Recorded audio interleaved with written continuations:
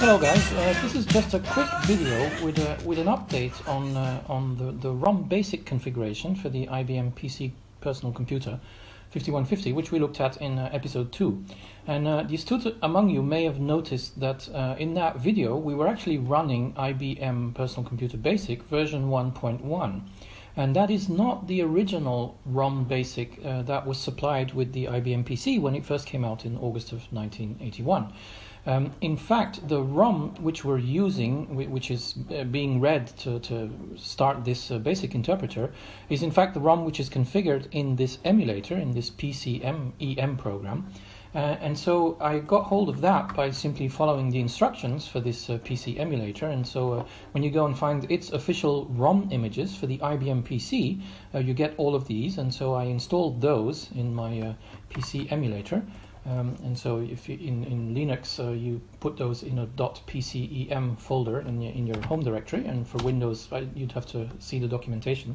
And so what I've done is so PC emulator expects to find these ROM images in a folder called IBM PC, and we'll see in a minute. I've put those in this IBM Personal PC version 3 folder, because as it turns out those are the images of the third revision of the BIOS chips that IBM produced. And so here you can see these are the files which I downloaded originally from this website, and I posted a link to that in the description of the previous video. Now, if we look at this file, at this website -0 degrees, which I recommended in my very first video, it contains a lot of resources about this original 5150 IBM Personal Computer. And one of the interesting links is this BIOS revisions here. So if we have a look at that, we discover indeed that IBM, during the lifetime of the IBM Personal Computer 5150, brought out 3 different versions of its ROM. And so the version that we're actually running right now is a version from the 10th month, October the 27th, 1982. And in fact, you can see here in the name of this ROM image that is a date, that is October 27th, 1982. So we're actually running this third revision, that is the latest possible revision of the ROM, which IBM produced. Now, if we want to go back to the situation in August 1981, it could be useful to try and run the original ROM which IBM supplied when it first brought out the product. And we can actually get hold of that. That is the version here from the ROM itself was actually produced on the 21st of April 1981, so a little while before it actually hit the market.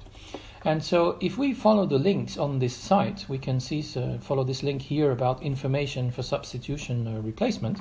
So that's what you would do if you really want to burn your own EEPROM or ROM chips. To do that, you can actually get hold of the ROM images, which you would need to do that. And as it turns out, those ROM images also work for our emulator. And so here they are. And so here we see the 3 different revisions, the 3 different ROM images which you can download. And so we want to get hold of this one. This is the original, the April 24th, 1981. And so we can simply download that file, which, as you can see here. And in fact, I've already gone ahead and done that. And so here it is. There's that original ROM image. Now, as we'll see in a later episode, that is the part of the ROM which does the self-test and boots the system from a floppy diskette.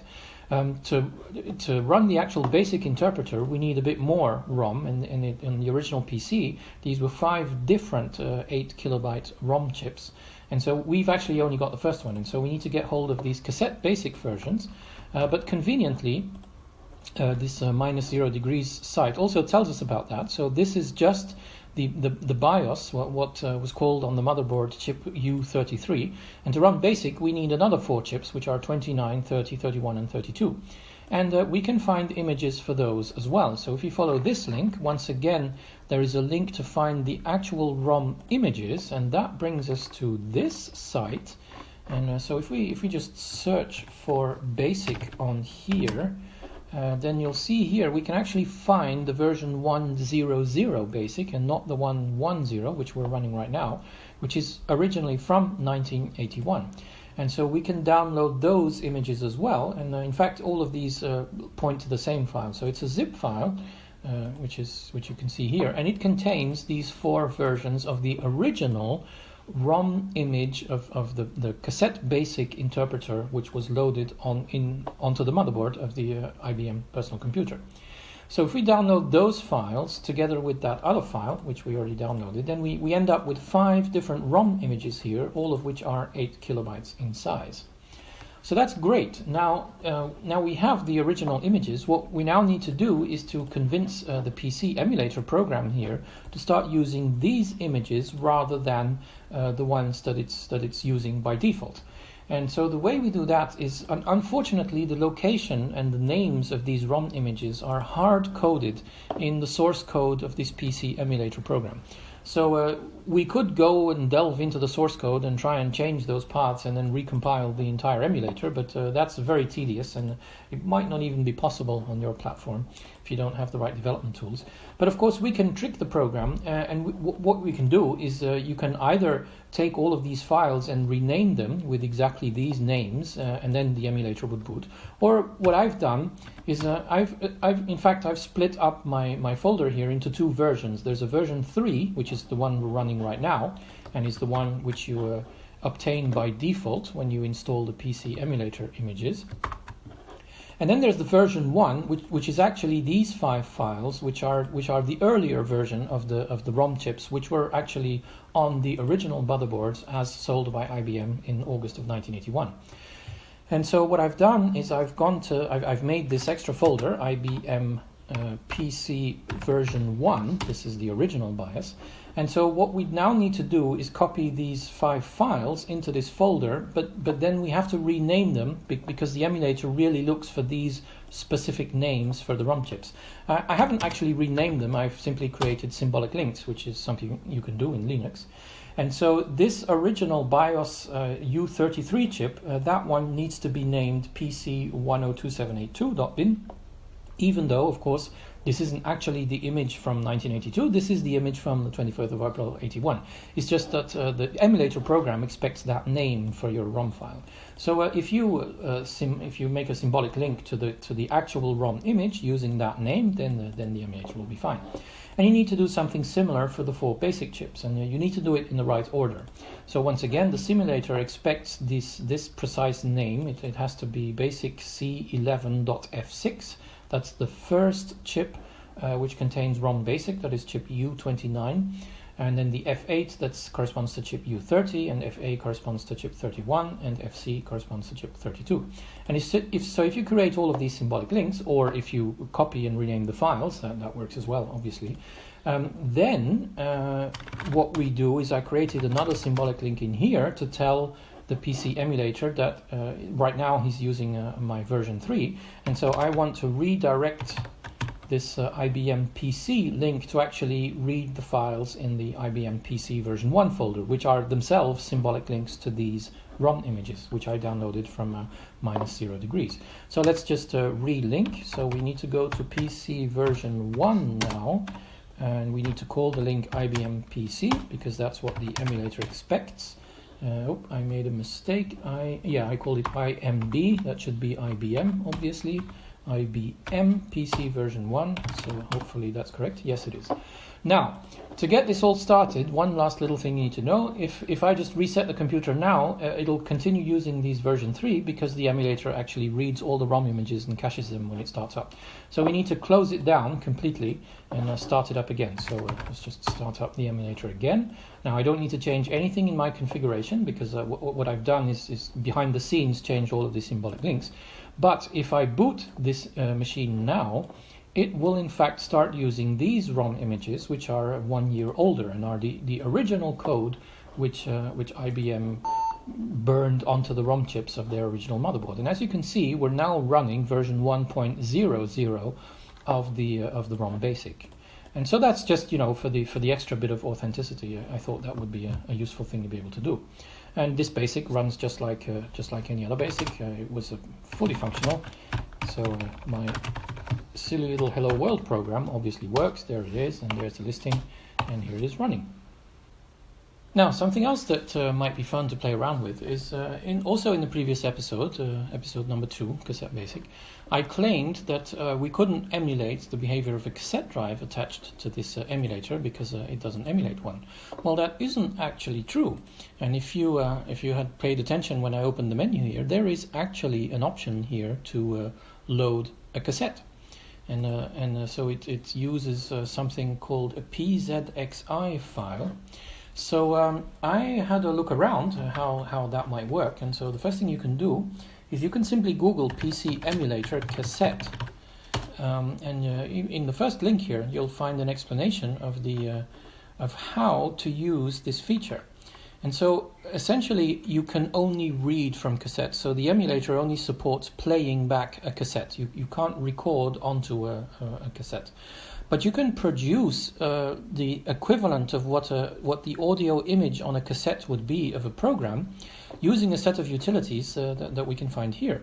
And so essentially we can take a simple text file containing our basic program and then use this program, make IBM tape, to produce this PZXI file which our emulator expects. And so the next question is, how can we get hold of this program, MK IBM tap? So we can Google that too. There we go. And yeah, Google misinterpreted that. We really do want MK IBM tap, so let's insist on that. And so that's the link that we just came from. And here is a second link which I found. And if you scroll down in that a little bit, I think here it is. Yeah, there's that same explanation of how to produce the files. But more importantly, there's a link here to a package called Tap Tools, which contains this program. So let's have a look, and we need the development version 1.10, as it warns us here. So let's go and look at that link here. And so there's a section here on the Tap Tools, and so this is the stable version, and we need the development one. In the meantime, it's 1.11. So yeah, you have that here for either for Windows or for Unix. The Unix is a source code, so you may be able to compile that on a Mac as well. I have no idea. But so I went ahead and I compiled that program. And so I now have that here in a folder I made here. I have this program, MK IBM tap. And so I can try out these commands to produce an image of a cassette, which is essentially an audio image. And so what I want to put on there are just some simple basic programs. We have our hello basic here, which is essentially just this program. So here it is. One thing to pay special attention to is when you save it, if you're on a Unix or a Mac system, by default it'll only write line feeds at the end of your lines. And BASIC and the IBM PC generally can't deal with that. So you must make sure you use what's either the DOS or the Windows encoding, whatever your editor calls it. That is to say that it has carriage returns and line feeds at the end of lines. So that's important. Not so important in these files because they're all 7-bit, but definitely don't take any Unicode if you're going later because again, Windows and old versions of DOS don't support that. So we use the ISO setting here. All right, but as long as you do that, you can save your file here, which I've done. And so we have that one. We also have the little bit more complicated primes program, which is here. And so again, I saved that using the Windows end-of-line convention, or the DOS end-of-line convention, which is the same. And all right, and so now we should be able to use this command, abm tape.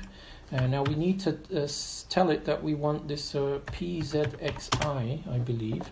And so we can find out the exact syntax in this original article here. Where is it? Yeah, we need -f PZXI. All right. So here we go. So PZXI, and we want to call our file. Let's just call it my tape. Give it a PZXI extension, and then we want to put an ASCII file on there containing the program. Containing the program which is in sources. Let's put on there hello.bas, which is our simple hello program, and that was 28 bytes long. And we'll put on the primes program behind there. And so, yeah, on a cassette you can have multiple programs, one after the other. But of course, when you read the cassette, you have to read it sequentially. And so the program which is at the end of the cassette will take a bit longer to get there. And we'll see that when we start using it inside our emulator. Alright, so let's put that in there as well. And so now we have a file, my_tape.pzxi, which is an audio image, essentially, in some weird format, which our emulator understands, of what the IBM PC would have produced if we had recorded those programs on this cassette. So let's go ahead and try that out. So in theory, here in Cassette Basic, which comes directly from the ROM, we're not using any floppies, I should now be able to, first of all, start the tape. So we do that, this is the equivalent of pressing play, rewinding the tape to the beginning and pressing play on the cassette recorder. And so we do that by loading this tape file, which we just made. And so here it is. And then I'm going to load it, and then because the tape is running, and I can't wait too long to issue my load command in BASIC, because if I do, I'll miss the beginning of the program. So there's a bit of lead, but not that much. So okay, we load it, and now quickly I will press F3 for load, and then hello, and see what happens. And so yeah, now it takes a while, but yep, it found the header for that program, and so it's loading it now from the tape, and in theory, it should have loaded it. So let's have a look at the list, and yeah, there it is. There's the hello program, and we run it. Okay, that's a good start. Let's see if we can find the primes program as well. So same trick. We're gonna, stop the tape and rewind it back to the beginning, and then we're gonna press play again. So we simulate that by this action here in the emulator. And so once again, when we load it, quickly we press load, and this time I will load primes. And so the cassette is playing, and so it found the hello program again, which is at the beginning of the tape, and so it's skipping over that. And so a bit later, in fact 28, and there we have the primes, which was behind it. And so it's loading that now. It will take a little bit longer. And there we are. And so if we press list now, we ought to have the entire primes program loaded from our cassette. And yep, there it is. And so that runs too. And so this gives you an idea of what you would have been doing as a developer back in the days on an original IBM Personal Computer if you'd been using cassette tapes. And so you could absolutely store your programs. And so you would issue the reverse here with save, except that my emulator doesn't support saving. So that's why we had to use this convoluted syntax here. But I think that's pretty neat that it worked. This is the original BIOS, which we downloaded from this -0 degrees, which is reading a constructed image of the audio of a tape, which we're now feeding into our virtual machine. So yeah, I think that's pretty interesting. Now, there's one final little trick I want to show you with this emulator. If you remember when we looked at the guide to operations here, and we first started up our IBM Personal Computer, we loaded the diagnostics diskette to make sure all the hardware was running. And when we were reading the manual, there was a section here about loading the diagnostics program from diskette, which is what we did. And that there was also an option to load that program from a cassette, because IBM actually produced a cassette containing that same program, which you had to load using this rather laborious procedure through BASIC. Now, is there any way we can maybe try and see if we can do something along these lines? And it turns out that that's actually possible, although it's a little bit convoluted.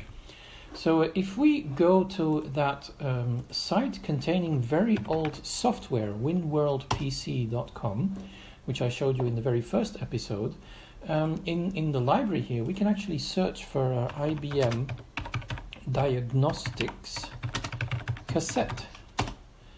And believe it or not, there is a link here to the IBM PC Diagnostics cassette.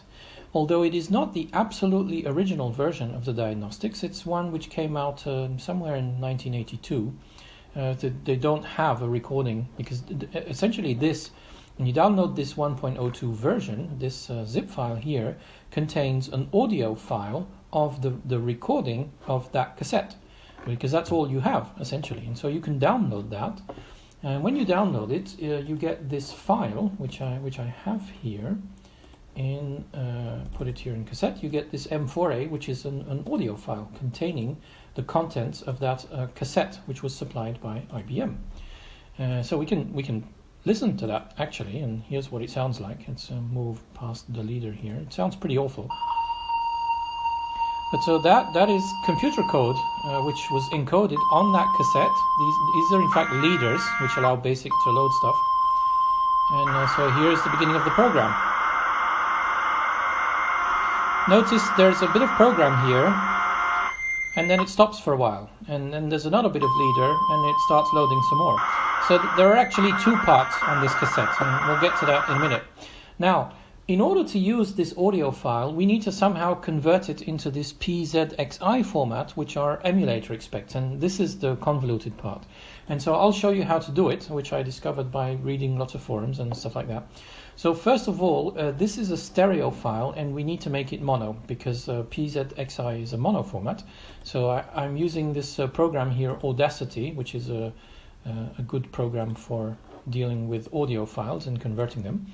And so we will split the stereo to mono, and we'll get rid of the right channel. We only need the left. The second thing we need to do is we need to amplify the volume, because this loading from cassette tapes works best if you put the volume as high as possible. In fact, that is said somewhere here in the manual. You need to turn the volume as high as you can. And so we're going to simulate that by doctoring this image here in Audacity. So I can amplify it as much as I possibly can without distorting the waveform. That's what this. That's why allow clipping is off. And so that's going to amplify it. And as you can see, we've got right to the edge here, to the border. So that's as loud as we can make it without changing the audio signal. Very well. And the last thing we need to do is we need to export it to an intermediate format. We can't go straight from this MPEG-4 audio to PZXI. We need to go first to a WAV format, but it needs to be a very specific WAV format. So we're going to save it as a Microsoft WAV, but it needs to be an unsigned 8-bit PCM. So there are all kinds of different versions of WAV, and we need this one, the unsigned 8-bit. So let's save that in the same location. No information here. I want to make the file as simple as possible. And now we're essentially done with Audacity. And so if we look again now, we should have an extra file here, which is a WAV file. And now the last step in the procedure, we need to now convert this WAV file to a PZX. And there's a program to do that. And as you can see, I've searched for it before. It's WAV2PZX. So you can Google that, and you find the program here on GitHub. And it's had 3 releases so far. So I got hold of the last release. It's a Java program. And so we need to do that to convert a WAV file into a PZX or a PZXI file.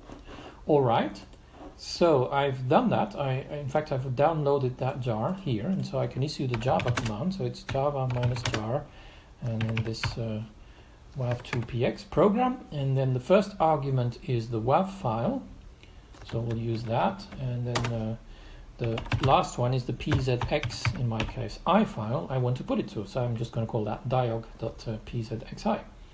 And I run that, and it finds a few errors, but it actually does the conversion. So here's my diag.pzxi file. And so the last step is to try and load that in BASIC. Now, before you do that, I would suggest we read these procedures here. So what's going to happen is we load a program called LDCass. That's the name of the program on the diagnostics cassette. And that's going to load something into BASIC. It'll say be found, and then we can load it. And then we need to run it. And when we run it, if you remember, the audio file was in 2 parts.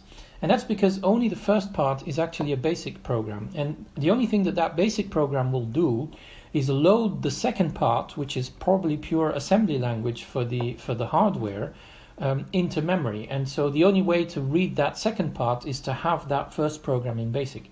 So what we'll need to do is start the cassette, load that first program, and as soon as it's loaded, we need to type run so that we don't miss the beginning of the second part, which is the raw machine language part of the diagnostics program. And that is very long. I don't know if you noticed, the audio file is about 3 or 4 minutes long, and so it needs to play all the way till the end. It says here a minute or 2, but in my experience it's more like 2 or 3 with this emulator. And then when all of that's done, and if everything goes well, then we should have our cassette version of the diagnostics. So let's try that. So the procedure is we want to load the tape file that we just produced here from the WAV, which we produced from the original recording of the cassette that we found on WinWorld PC. So here it is. So let's load that up, and then quickly we need to load LD-cas, because at the moment the tape is running. And so we're hoping to find this be found for that LD-cas program at some point.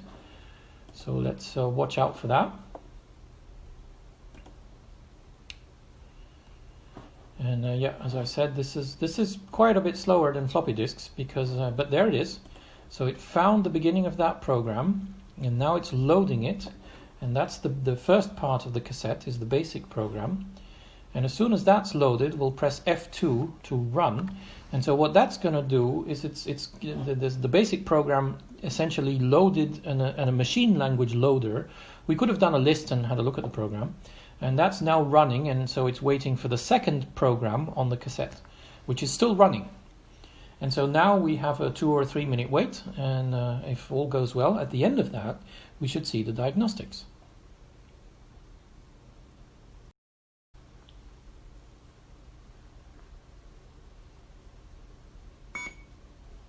Well, how about that? IBM Personal Computer Diagnostics version 1.02, because nobody's been able to give an audio version of the 1.00 cassette. Maybe it doesn't even exist anymore. But I think that's still pretty interesting, that we get to load the 1.02 diagnostics from cassette, from an audio file which was recorded from the cassette. So let's see what the manual says we should see. So if we couldn't load, then you know, some of this stuff might have gone wrong, but we actually managed to load it in the emulator. And so we should see the installed devices are, and indeed we do, which is pretty interesting. So we see a system board, we see 64 kilobytes of memory, we see a keyboard, we see a monochrome and printer adapter.